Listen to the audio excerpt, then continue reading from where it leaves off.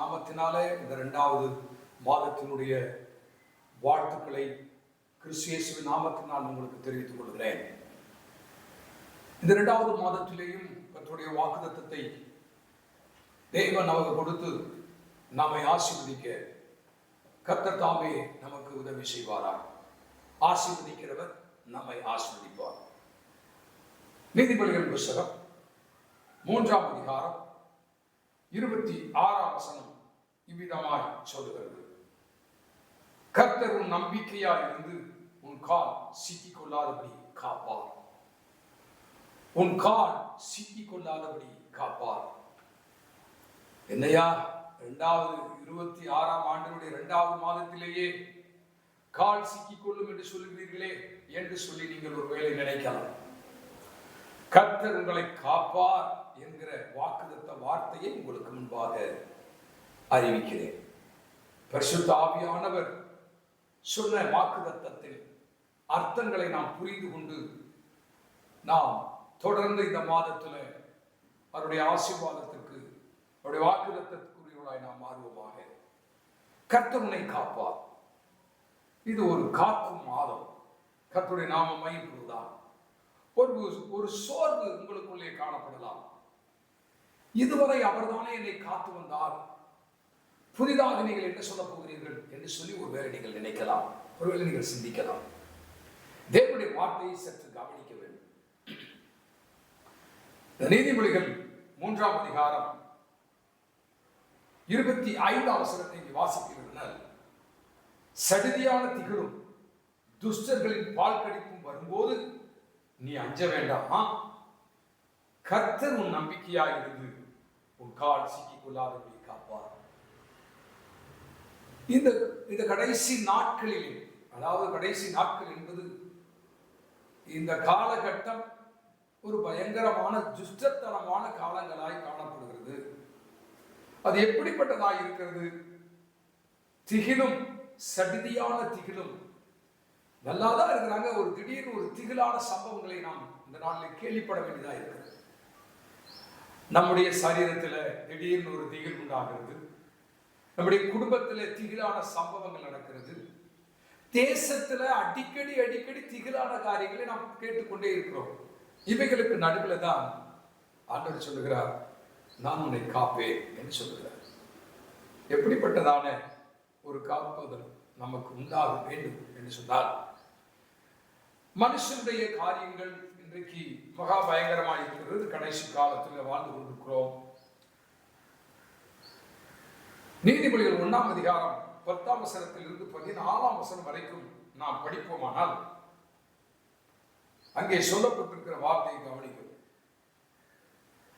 என் மகனே, பாவிகள் உனக்கு நயம் காட்டினாலும் நீ சம்மதியாதே. எங்களோட வா, ரத்தம் சிந்தும்படி நாம் பதிவிருந்து குற்றமற்றிருக்கிறவர்களை முகாந்திரமின்றி பிடிக்கும்படி ஒளித்திருப்போம். பாதாளம் விழுங்குவது போல் நாம் அவர்களை உயிரோடு விழுங்குவோம். குடியிருந்தவர்களுக்கு விழுங்கப்படுவது போல அவர்களை முழுமையாக விழுங்குவோம். விலை உயர்ந்த சகல பொருள்களையும் கண்டடைவோம். கொள்ளைப்பொருளினாலே நம்முடைய வீடுகளை நிரப்புவோம். எங்களோட பங்காளியாயிரு, நம்ம எல்லாருக்கும் ஒரு பை இருக்கும் என்று அவர்கள் சொல்வார்களாகில், என் மகனே, நீ அவர்களோட வழி நடவாமல் உன் காலை அவர்கள் பாதைக்கு விளக்குவாயாக. நம்ம நல்லா தான் போயிட்டு இருக்கோம். நம்ம நல்லா தான் போவோம். நம்ம பரிசுத்த வழியில நடக்கணும்னு தான் ஆசையா போயிட்டு இருக்கோம். ஆனால் துன்மார்க்கன், ஆனால் ஒரு கூட்டம் பாவிகள், துன்மார்க்கர் நம்மை சூழ்ந்து நயம் காட்டுகிறேன்னா 7 காரியங்களை நாம் இதில் படிக்கவில்லை இருக்கிறோம். நயம் காட்டுகிற கூட்டம் நம்முடைய கால் சிக்கிக் கொள்ளும்படி செய்யும். எங்களோட வா என்று சொல்லி கூட்டுகிற கூட்டம் பேச்சில மயக்கி விடுவார்கள். பேச்சில மயக்கி, நீங்க வாங்க, நம்ம பார்த்துக்கலாம், உங்களை பெரியாளாக்கிறோம், உங்களுக்கு நன்மையானதை செய்யறோம், நீங்கள் ஆஸ்வதிக்கப்பட்டவர்களா இருப்பீங்க. இப்போ இந்த காலத்துல எல்லாம் இப்படியெல்லாம் வாழ்ந்தாலாம் ஒரு பெரிய மனுஷன் ஆக முடியாதுங்க. வாங்க, நீங்க சும்மா வாங்க, நாங்க பார்த்துக்கிறோம், வாங்க, எங்க மேல உங்களுக்கு நம்பிக்கை இல்லையா? அப்படியெல்லாம் சொல்லுகிற கூட்டம் தான் நயம் காட்டுகிற கூட்டம். அந்த கூட்டம் தான் ஒரு மனுஷனை வளர்த்துகிற கூட்டம். அந்த கூட்டம் தான் துஷ்டனுடைய பால் கடிப்பு கொண்டு வருகிற கூட்டம். நயம் காட்டுவார்கள், எங்களோட வா அப்படின்னு சொல்லுவாங்க. குற்றமற்றவர்கள் இருக்கிறவர்களை பிடிக்க ஒளிந்திருப்போம். குற்றமற்ற இருக்கிறவர்களை நாம ஏங்க பிடிக்கணும்? ஆனால் அந்த கூட்டம் சொல்லும், நாம அவங்களை பிடிச்சாதான் நமக்கு நிறைய பொருள் கிடைக்கும், நமக்கு நிறைய ஆசிகள் கிடைக்கும் அப்படின்னு சொல்லுகிற கூட்டம். குற்றமற்ற இருக்கிறவர்களை உயிரோடு அவர்களுக்குரியதை விழுங்குவோம் அப்படின்னு சொல்லுகிற கூட்டம். அந்த கூட்டம் என்ன சொன்னா, அவங்கள கையை பிடிச்சு கூட்டிட்டு போகும், அவங்க வழியில உங்களை நடத்தும். இது கடைசி காலம். தேவ ஜனமே ரொம்ப ஜாக்கிரதையா இருக்கக்கூடிய காலம். கர்த்தர் நம்மை காப்பார் அப்படின்னு சொல்லிட்டு அவங்களோட சேர்ந்துடக்கூடாது. அப்படிப்பட்ட மனிதர்களோடு கூட உங்களுடைய சவகாசம் இருக்கக்கூடாது. அப்படிப்பட்ட துன்மார்க்கங்களோடு கூட உங்களுடைய காரியங்கள் இருந்துவிடக் கூடாது என்பதற்காகத்தான் ஆண்டவர் சொல்லுகிறார், உன் கால் சிக்கிக் கொள்ளாதபடி நான் காப்பேன் அப்படின்னு சொல்றார். அது மாத்திரமல்ல, ஐந்தாவதாக இங்க பார்க்கும்போது, விலை உயர்ந்த சகல பொருள்களின் மேல கொள்ளைகளாலே வீடுகளை நிரப்பவும் வாங்க.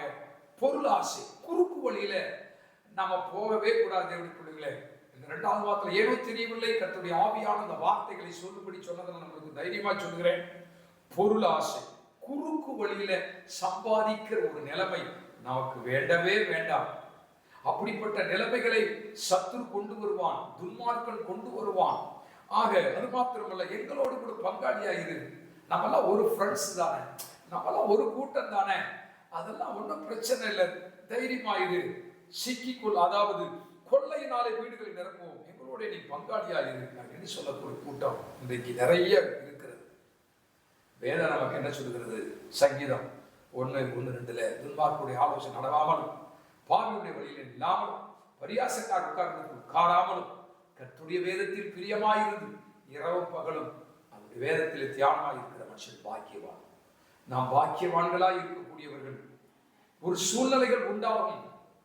ஆகவே தேவனுடைய பிள்ளைகளை, கர்த்தர் உங்கள் கால்களை காப்பார், கர்த்தர் உங்கள் கால் சிக்கிக் கொள்ளாதபடி காப்பார். இப்படிப்பட்டவர்களுக்கு பின்னாக போய், வேதம் சொல்லுகிறது அல்லவா, என் மகனே, நீ அவர்களோட வழி நடவாமல் உன் காலை அவர்கள் பாதைக்கு விளக்குவாயாக. அப்போ அவர்கள் இப்படிப்பட்ட நயம் காட்டி, பலவிதமான சூழ்நிலைகளை காட்டி அவர்களுடைய வழிக்கு இருப்பார்கள். பரிசுத்தத்திற்கு விரோதமான காரியங்களை செய்ய வைப்பார்கள், விசுவாசத்துக்கு விரோதமான காரியங்களை செய்ய வைப்பார்கள். உங்க கால்களை அவர்களுக்கு முன்பாக வழிநடத்த வேண்டாம், கர்த்தர் உங்களை காப்பார். அப்படி வரும்போது இந்த வசனம் உங்களுக்கு காப்பதற்காக இந்த வசனம் தொடர்ந்து வரும். இதை தொடர்ந்து நாம் தொடர் செய்திகளிலே ஆண்டவர் யாரையெல்லாம் காப்பார், எப்படியெல்லாம் காப்பார் என்கிற வார்த்தைகளை நாம் கவனிக்க முடியாது இருக்கிறோம். இந்த வாக்குத்தத்தத்தை நாம் சுதந்திரித்துக் கொள்வதற்குள்ளே கர்த்தர் நம்பிக்கையாயிருந்து, நீ அவர் மேல் நம்பிக்கையாய் இருக்க வேண்டும். என் கால் சிக்கிக் கொள்ளக்கூடாது. ஆகாதுடைய வழி வாய்க்காமல் போகிறது என்ன? ஆம் தேவனுடைய பிள்ளைகளே, அன்றைக்கு காரியங்களை இன்றைக்கு பல விதங்களிலே இன்றைக்கு உலகமானது செயல்பட்டுக் கொண்டிருக்கிறது, மனுஷர்கள் செயல்படுத்திக் கொண்டிருக்கிறார்கள். ஆகவே நாம் சிக்கிக் கொள்ளாதபடிக்கு கர்த்தர் நம்மை காக்க வல்லவராய் இருக்கிறார். காப்பார், கர்த்தர் உங்களை காப்பார். இந்த மாதத்துல கர்த்தர் உங்களை காப்பார். இப்படிப்பட்டதான துன்மார்க்கத்துக்கு விலக்கி உங்கள் கால்களை விலக்கி காப்பார். இப்படிப்பட்டதான சூழ்நிலைகள் வரும்போது கர்த்தர் உங்களை காப்பார். ஜாக்கிரதையா இருந்து அவருடைய பாதுகாப்புக்குள்ளே நாம் காணப்படுவோம். கர்த்தர் நம்மை ஆசீர்வதிப்பதாக. God bless you. கர்த்தர் உங்களை வழிநடத்துவதாக. ஒரு சின்ன ஜெபம் செய்வோம். இலதிமா நேசிக்கிற நல்ல பிதாவே, இதை நல்ல ஆண்டவரே 2வது மாதத்துடைய முதல் காலை வேளைக்காக நன்றி செலுத்துகிறேன். ஆண்டவரே உமக்கு ஸ்தோத்திரம். கர்த்தர் உங்கள் கால்கள் சிக்கிக் கொள்ளாதபடி காப்பார் என்கிற வாக்குத்தத்தத்தை எங்களுக்கு கொடுத்திருக்கிறீர்கள். ஸ்தோத்திரம். எங்களுடைய கால்கள் பல நிலைகளிலே சிக்கிக் கொள்ளக்கூடிய ஒன்றாய் இருக்கிறது. அப்படிப்பட்ட சிக்குதல் நேரத்துல அந்த சிக்குதலிலே சிக்கிக் கொள்ளாதபடிக்கு கர்த்தர் எங்களை காக்கும்படியாக ஜெபிக்கிறேன். இந்த வார்த்தைகளை கேட்கிற தூரத்திலிருந்தும் சமீபத்திலிருந்து கேட்கிற ஒவ்வொருவருடைய இருதயத்திலும் இந்த வார்த்தை கர்த்தரை காக்கிறவர் என்கிற நல்ல ஒரு வாக்குத்தத்தம் அவர்களுக்கு கொடுக்கப்பட்டிருக்கிறதுனால கர்த்தர் எங்களை காப்பார் என்கிற விசுவாசத்தோடு நம்பிக்கையோடு கடந்து செல்ல இந்த மாதம் எல்லாம் அவர்கள் நடந்து கொள்ள கர்த்தருடைய ஆசீர்வாதம் செய்யும். கர்த்தர் அவர்களை காப்பீராக, சிக்கிக் கொள்ளாதபடி காப்பீராக. சிக்குதல் பல நிலைகளிலே உண்டாகும். சரீர பிரகாரமான அந்த குடும்பத்தினுடைய காரியங்களிலே தொழில் காரியங்களிலே, பொருளாதார காரியங்களிலே இவர்கள் சிக்கிக்கொள்ளாதபடிக்கு கர்த்தர்களை காக்கும்படியாக நான் ஜெபிக்கிறேன்.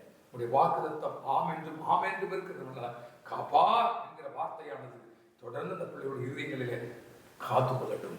அவர்கள் தங்களை காத்துக்கொள்ள உதவி செய்தவர்கள், இந்த வார்த்தைகளை அவர்கள் காத்துக்கொள்ள உதவி செய்தவர்கள். ஆசீர்வதி இயேசு ரட்சகருடைய நல்ல பிதாவே. ஆமென். ஆமென். God bless you. கர்த்தரை ஆசீர்வதிப்பார்.